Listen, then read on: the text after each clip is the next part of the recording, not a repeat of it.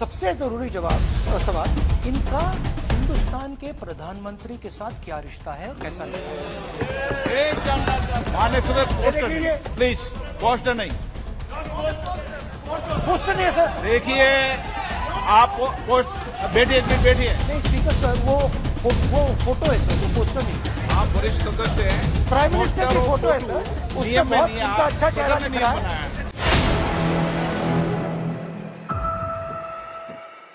लोकसभा में राष्ट्रपति के भाषण पर चर्चा के दौरान कांग्रेस नेता राहुल गांधी ने मंगलवार यानी 7 फरवरी को भाषण दिया था, लेकिन राहुल गांधी के भाषण के कुछ अंशों को स्पीकर के आदेश पर संसद के रिकॉर्ड से हटा दिया गया, जिसको लेकर कांग्रेस ने मोदी सरकार पर हमला बोला। तो वहीं कांग्रेस अध्यक्ष मल्लिकार्जुन खड़गे के भाषण का भी कुछ अंश संसद के रिकॉर्ड से हटा दिया गया। इस प्रक्रिया को संसदीय भाषा में एक्सपंज कहा जाता है। बताते कि राहुल गांधी के भाषण के कुछ अंश हटा दिए गए थे, जिसमें राहुल सरकार पर अडानी मुद्दे को लेकर हमला बोल रहे हैं। राहुल ने सरकार पर अडानी का नाम लेकर कई आरोप लगाए थे, लेकिन ऐसे में सवाल उठता है कि राहुल गांधी के संसद में दिए गए भाषण के अंश के रिकॉर्ड को कैसे हटाया गया और इसके पीछे क्या नियम है। बता दें कि संविधान के अनुच्छेद 105(2) कहते हैं, भारत की संसद में कही गई किसी बात के लिए कोई सांसद किसी कोर्ट के प्रति उत्तरदायी नहीं होता। आसान भाषा में समझे तो सदन में कही गई किसी बात को कोर्ट में चैलेंज नहीं किया जा सकता। इसका मतलब ये नहीं है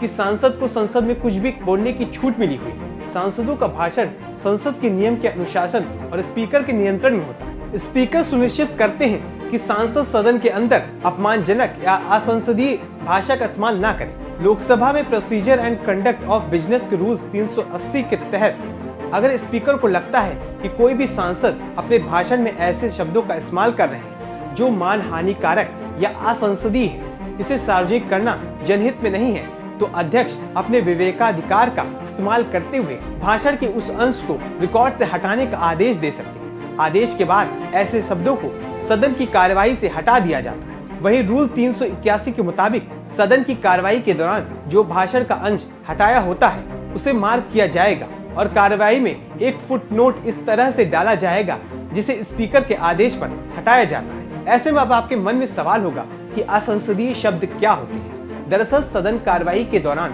कुछ नियम और स्टैंडर्ड अपनाती है, जिसमें कुछ शब्दों का या फ्रेज का इस्तेमाल करना सदन में अनुचित माना जाता है। उन्हें ही असंसदीय भाषा कहते हैं। जिन शब्दों को असंसदीय भाषा की श्रेणी में रखा गया है उसमें शकुनी, तानाशाह, तानाशाही, जयचंद, विनाश पुरुष, खालिस्तानी और खून से खेती जैसे कई शब्द शामिल हैं, जिसका मतलब है कि अगर कोई सांसद भाषण के दौरान इन शब्दों का इस्तेमाल करता है तो उसे सदन के रिकॉर्ड से हटा दिया जाए। बता दें कि सदन में असंसदीय शब्दों को रिकॉर्ड से हटा देने की परंपरा लगभग 418 साल पुरानी है। इसकी शुरुआत ब्रिटेन से हुई थी। एक रिपोर्ट के मुताबिक इंग्लिश, हिंदी और ऐसे हजारों शब्द हैं जो असंसदीय हैं। भारत में असंसदीय शब्दों की डिक्शनरी सबसे पहले साल 1954 में जारी की गई थी। इसके बाद इसे साल 1986, साल 1992 और साल 1999, साल 2004 और साल 2009 और साल 2010 में जारी किया गया। साल 2010 के बाद इसे हर साल जारी किया जाने लगा। अब आपके मन में सवाल होगा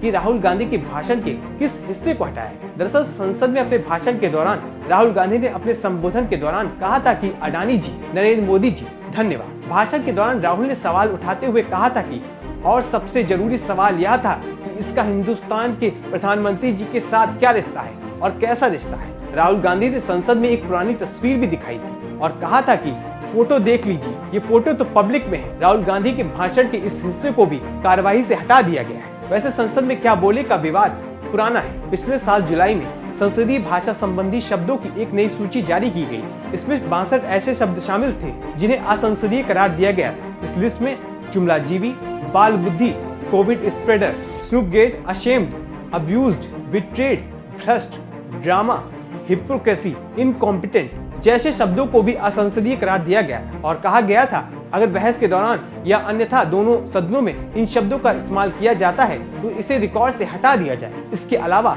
मर्डर, सेक्सुअल असॉल्ट, नेग्लिजेंस जैसे शब्दों का उल्लेख भी इस सूची में मिलता है। तो जाना आपने कि किन नियमों के तहत संसद में राहुल के भाषण के हिस्से को हटाया गया। आपका इस मामले पर क्या कुछ कहना है, हमें कमेंट करके जरूर बताइए।